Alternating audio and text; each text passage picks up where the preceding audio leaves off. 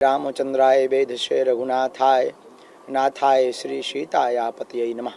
श्री राम राम रघुनंदन राम रामो, श्री राम राम भरताग्रज राम रामो, श्री राम राम रणकरकस राम रामो, श्री राम राम शरणम भव राम रामो। राम न मारे काहू को, पापी नहीं है राम, आपहु से मर जात है कर कर खोटे काम। सियाबल रामचंद्र की जय, द्वारका नाथ की जय, सोमनाथ भगवान की जय, श्री सीताराम भगवान की जय, पावन धरती गुजरात की जय और गुजरात के पागलों की जय। आज हमारा परम सौभाग्य श्री हनुमान जी महाराज की परम करुणामयी कृपा से गुजरात प्रदेश के अंतर्गत कच्छ की आर्थिक राजधानी कही जाने वाला यह पावन नगर गांधी धाम में आज 26 तारीख से 30 तारीख तक श्री हनुमान जी महाराज सदगुरु भगवान की करुण कृपा से सुंदर कांड महिमा के अंतर्गत श्री हनुमान जी महाराज का पावन चरित्र बागेश्वर बालाजी की कृपा से, गुरु कृपा से सुनाने का सौभाग्य प्राप्त होगा।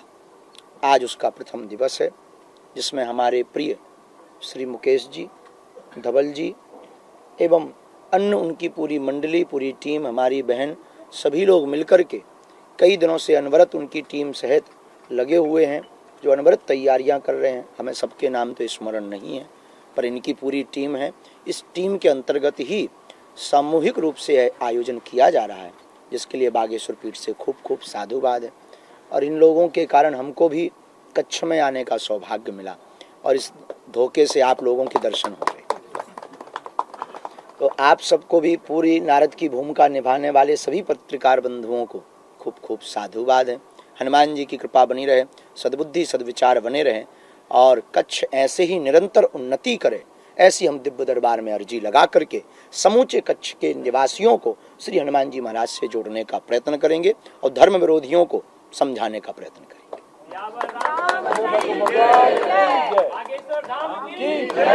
शेष आपके विचार। हमारे कच्छ में बोलते कैसे हो, पहले तो कच्छ में खूब मजा में तमे केम छो? कच्छ की पावन धरा पे आपका स्वागत है। मीडिया की ओर से आपको स्वागत करते हैं। बहुत बहुत सारे। ये जानना चाहते हैं कि कच्छ की डबल रोटी, कच्छ के पेंडे अति प्रसिद्ध है इतने सालों से, वो इतने पब्लिसिटी उनको नहीं मिली पिछले 3 सालों में जो आपको मिली है, क्या कहेंगे? हे भगवान, आप ये हमारी भजाई कर रहे हो या पेंडे से या डबल रोटी से हमारी तुलना कर रहे हो? देखो भगवान, हमारे पास कोई प्रसिद्धि नहीं, हमारे पास तो गुरु कृपा का प्रसाद है। हम उसको बांट रहे। जो हमें हनुमान जी ने दे रखा, हमें हनुमान जी ने सनातन के लिए चुन रखा है और कट्टर हिंदुत्व के लिए चुन रखा है, वो हनुमान जी का प्रसाद हम लोगों में बांटकर सभी हिंदुओं को एक करने का प्रयत्न कर रहे हैं। और ये प्रसिद्धि अकेले केवल धीरेन्द्र कृष्ण की नहीं है, समूचे सनातन की प्रसिद्धि है। और हमारे द्वारा कोई भूल हो जाने से लाखों करोड़ों सनातनियों का भरोसा संतों के ऊपर से उठ जाएगा। इसलिए मेरे प्रियजनों, लाखों करोड़ों लोगों की आस्था ही ये प्रसिद्धि है और लाखों करोड़ों लोगों की, हिंदुओं की जागरूकता ही बागेश्वर धाम की प्रसिद्धि है। तो हमने अपने जीवन काल के, आपने ठीक कहा कि जितने पेंडे और डबल रोटी को इतने सालों में प्रसिद्धि नहीं मिली, 3 सालों में मिल गई। बात आपकी बहुत बेहतरीन है। इस बात पे हमें दुनिया के सबसे अमीर आदमी बिल गेट्स की याद आती है। उससे किसी पत्रकार ने, आप जैसे महापुरुष ने पूछा कि आप रातों रात अमीर बन गए, राज क्या है? तब उसने बड़ा गजब का जवाब दिया था। बोले, यस माय डियर, मैं रातों रात अमीर बन गया हूँ, इसमें कोई संदेह नहीं, पर वो रात कितनी लंबी थी ये किसी को खबर नहीं। स्वामी जी, आप बता दें सनातन धर्म के सामने क्या चैलेंज है, क्या पड़कार है? सनातन धर्म के सामने सबसे बड़ा चैलेंज है सनातन में रहने वाले कुछ दोगले। पहला चैलेंज है दोगले हिंदू। दूसरा चैलेंज है मौका देख करके उनका भाग जाना समय की जरूरत पर। तीसरा चैलेंज है पाश्चात्य संस्कृति में डूबे हुए युवा। चौथा चैलेंज है उन युवाओं के ऊपर माया जाल एवं नशा का पड़ा हुआ भ्रम। पांचवा चैलेंज है विदेशी ताकत। छठवां चैलेंज है विदेशी ताकतें, विदेशी संगठन यहाँ पर आकर के प्रायोजित तरीके से धन फंड बाहर से ला करके भोले वाले हिंदुओं पर जो खर्च कर रहे हैं। इन 6 चैलेंजों को अगर हम पार कर लेंगे, सनातन पूरे विश्व में पुनः अखंडता की ओर चला जाएगा। बाबा जी स्पष्ट संदेश क्या है आपका आज के सनातनी युवाओं को? स्पष्ट संदेश, स्पष्ट संदेश यही है, जो अपने बाप का नहीं वो किसी का नहीं, सीधा सा। सनातन अपने बाप का है और तुम अपने बाप की जय बोलने में हचकिचाते हो और तुमको डर है तो तुम डरपोक हिंदू हो। और हमारी यही प्रार्थना, हिंदू और सनातनी वही है जिसे अपने हिंदुत्व होने पर गुमान हो और हिंदुत्व होने का स्वाभिमान हो। बस युवाओं को यही हमारी प्रेरणा। शास्त्री जी आप आते हैं उससे पहले विवाद आपसे पहले पहुंच जाता है। बेचारा करे भी क्या, कोई काम नहीं कुछ लोगों को। जैसे भी अभी क्रिकेट वर्ल्ड कप शुरू हुआ, एक लड़की का वीडियो देखा कि शास्त्री जी ने वर्ल्ड कप जीतने की शुभेच्छा। मैंने वीडियो सोचा एज ए जर्नलिस्ट, आपने ऐसा कहीं बोला नहीं था, ऐसे क्यों हो रहा है? वीडियो वायरल होके क्यों? मतलब डर है कि नफरत है आपसे? बेचारे खिसियाई बिल्ली खंभा नोचे, उनको कोई काम बचा नहीं। महात्मा को गिराना बहुत सरल है। इस देश में किसी भी ऊंचे पद पर चलने वाले व्यक्ति की टांग खींचना सरल है, सहयोग देना बहुत कठिन है। तो वो जो ऐसा कर रहे हैं उनको हम सेम टू यू बोलते हैं। हमने अपने जीवन काल में कभी ऐसी कोई भूल नहीं की जिससे हमारी गुरु गद्दी पर आँच आवे या सनातनियों पर आँच आवे। और हमारा प्रण है जिस दिन हमारे द्वारा ऐसी कोई भूल हो जाएगी हम जीवंत अपने प्राण दाह कर लेंगे। क्यों? क्योंकि हमें हनुमान जी ने चुना है और हम उनके लिए जी रहे हैं। हम उनके साथ कभी धोखा नहीं कर सकते। रही भविष्यवाणी वाली बात, भगवान सब जानते हैं, हम ईश्वर नहीं। महात्मा पंथ पर चलने वाले आचार्य परंपरा के एक सेवक हैं। हमें जो प्रेरणा लगती है हम वो बोलते हैं। ये जो धर्म विरोधी विवाद के पीछे लगे हैं उनका ध्येय सिर्फ और सिर्फ हमें चुप कराना है, पर गीदड़ों की दहाड़ से सिर डर नहीं जाया करते। शास्त्री जी, आपके भाई बहन में 10 से ज्यादा शायद आपके परिवार में? हाँ, चाचा ताऊ के मिला के हम 10 लोग हैं। 10 लोग हैं। उनमें से आप ही ने संस्कृति के लिए, हिंदू संस्कृति के लिए आप ही ने क्यों पसंद किया? ये ईश्वर चुनता है। व्यक्ति की सोच, व्यक्ति तो हमारे गांव में एक आदमी मर गया, छन्नू लाल, वो प्रधानमंत्री बनना चाह रहा है, नहीं बन सका बेचारा। तुम्हारे गुजरात का आदमी बन गया। तो ये सोच के ऊपर निर्भर नहीं है, ईश्वर की कृपा के ऊपर निर्भर है। वो चुनता है स्वयं लाखों करोड़ों में किससे क्या करवाना है। आपसे ईश्वर ने ये चुन रखा कि आप पत्रकारिता करो और सत्य की भूमिका निभाओ। आप वहां खड़े हैं, आप जो कार्य कर पा रहे हैं वो हम नहीं कर पाए, हम जो कर पा रहे हैं वो आप नहीं कर पाए। ईश्वर चुनता है। हमारे 10 लोगों में एक और होती है, अक्सर हर आदमी भगत सिंह अपने घर के बगल में चाहता है, अपने घर में नहीं। ये त्याग जिस माँ बाप के अंदर आ जाए, हमें लगता है वहीं से क्रांति प्रारंभ हो जाती। और हमारे माँ बाप ने आज हमारे जीते जी हमारे माँ बाप ने ये बहुत बड़ा त्याग किया कि अपने बेटे को घर से बाहर निकाल दिया कि जा तू सनातन का कार्य कर। आप क्या सनातन धर्म में जोड़ना चाहते हैं? और सनातन धर्म के अंदर ही बहुत सारी जातियां ऐसी है जो बिखरी हुई है। जैसे कि आपको गुजरात का भी एक किस्सा सुना दूं तो इतनी जातियां इधर हैं कि किसी को तो शादी में घोड़ी पे चढ़ना भी दूसरी जाति के लोग नहीं मानते। उसके बारे में आप क्या कहेंगे? ये देश का दुर्भाग्य। पूर्व में भी जातियां थी पर जातिवाद नहीं था। वर्तमान में जातियां चाहे कम होती जा रही, जातिवाद ज्यादा बढ़ता जा रहा है। ये दुर्भाग्य। इसलिए हमने हमेशा कहा चाहे पंथ अनेक हो पर हम सब हिंदू एक हो। इसलिए हिंदू एकता की बात की। बाबा जी, हमारे मीडिया के माध्यम से आप कच्छ के लोगों को क्या संदेश देना चाहेंगे? प्रथम बात, हम आपके समूचे कच्छ में रहने वाले अपने परिवारजनों को एक ही बात बोलना चाहेंगे, चाहे जो हो जाए भूल करके भी सनातन को मत त्यागना।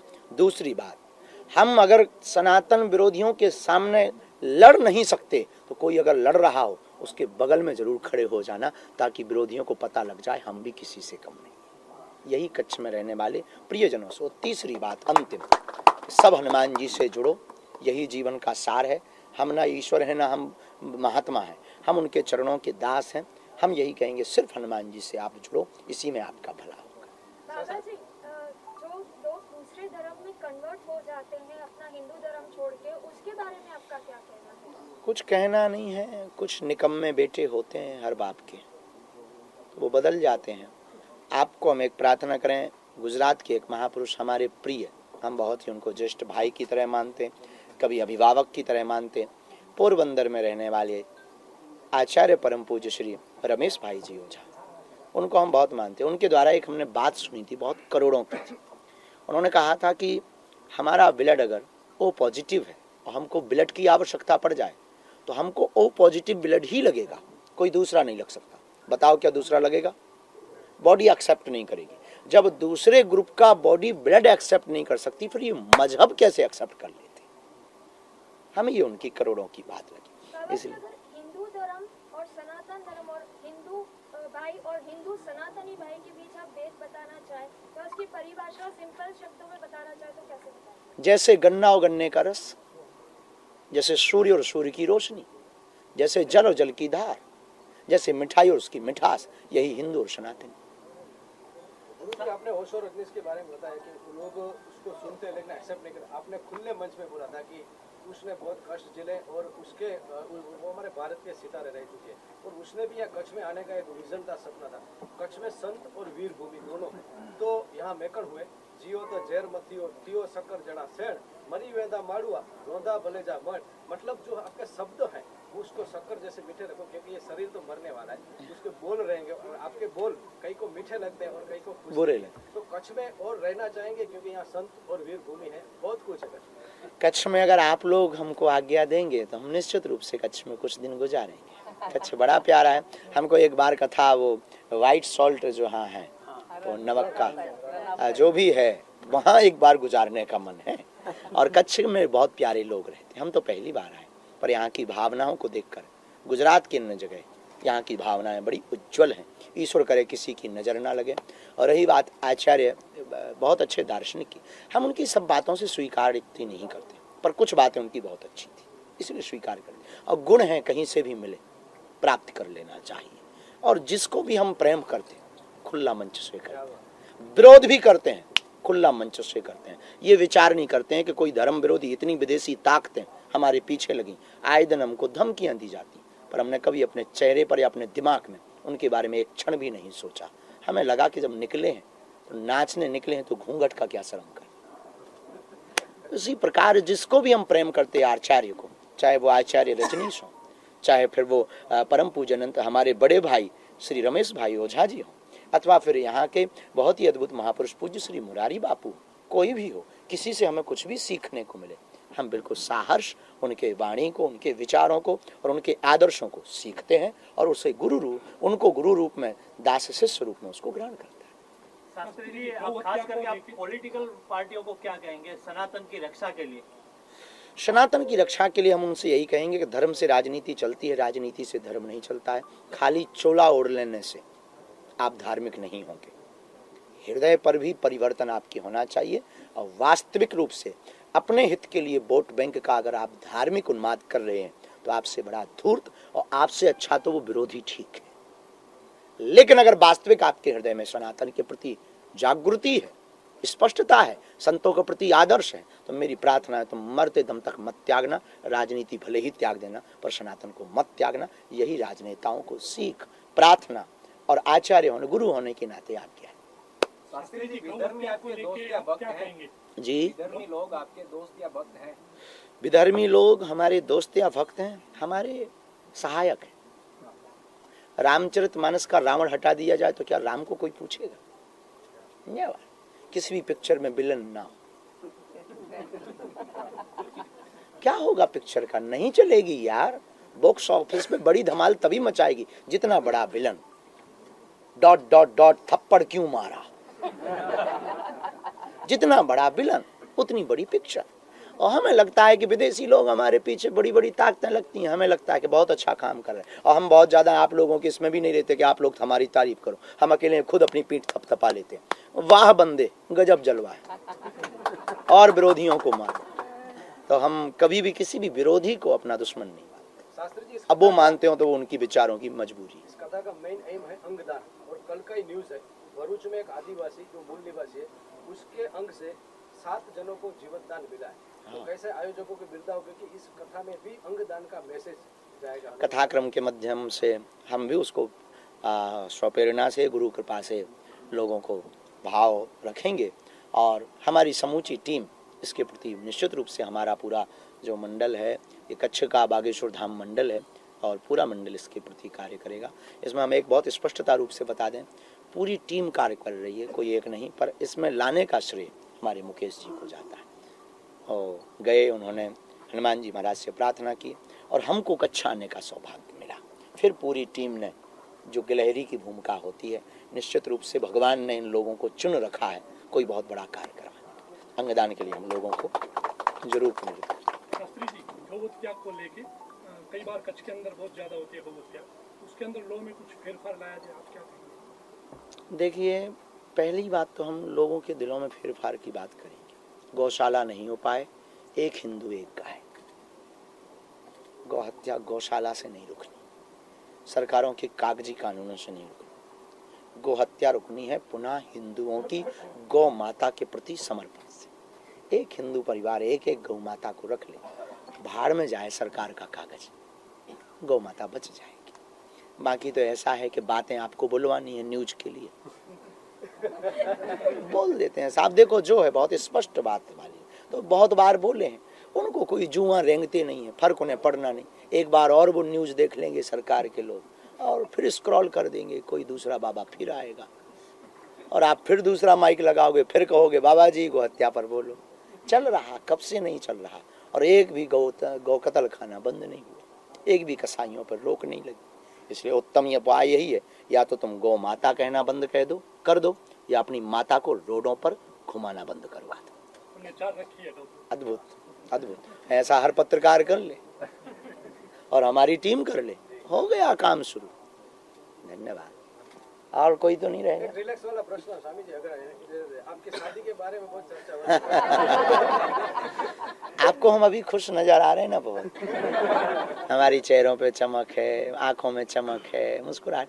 चाहते हो काली झाइयाँ पड़ जाएं, मुंह लटकाए घूमे टेंशन में, शादी के बाद बुरी बदहाली हो जाती है। ऐसे ही जीने दो साहब, ठीक है, आनंद है, फिर कच्छ ज्यादा नहीं रुक पाएंगे,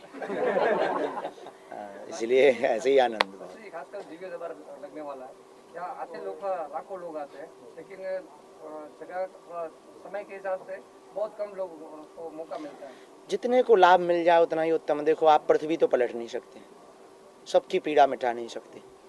जिनकी पीड़ा हनुमान जी को मिटवानी है वो दरबार में बैठने भर से उसका कल्याण हो जाता है, सामूहिक अर्जी लगाने मात्र से। रही बात पर्चा की चर्चा, हनुमान जी जिसकी प्रेरणा देंगे, हम ज़्यादा से ज़्यादा प्रयत्न करते हैं अपने 24 घंटे में।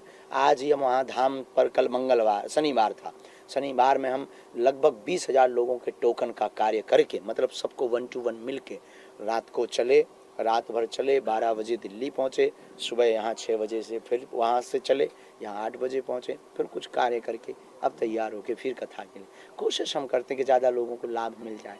पर भगवान, समय है, घड़ी है, चक्र है और ईश्वर की कृपा है, और भगवान ने चाहा तो हम कच्छ बार बार आते रहेंगे, तो वो जो लाखों लोग हैं ज़्यादा लोगों को लाभ हो जाएगा।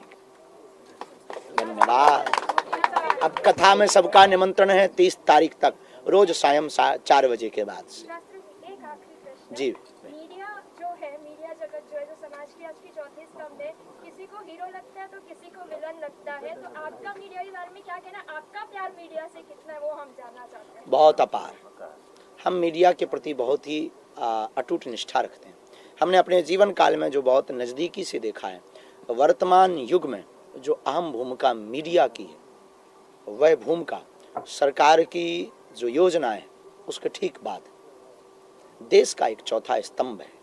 और हमारी नज़र में मीडिया नारद की भूमिका, नारद का अर्थ होता जिसकी वाणी कभी रद्द ना हो, वो नारद है, और ये मीडिया का कार्य। इसलिए संपूर्ण मीडिया जगत को खूब खूब साधुवाद, और विलन हीरो कहने वालों को, विलन वालों को सेम टू यू, हीरो कहने वालों को धन्यवाद।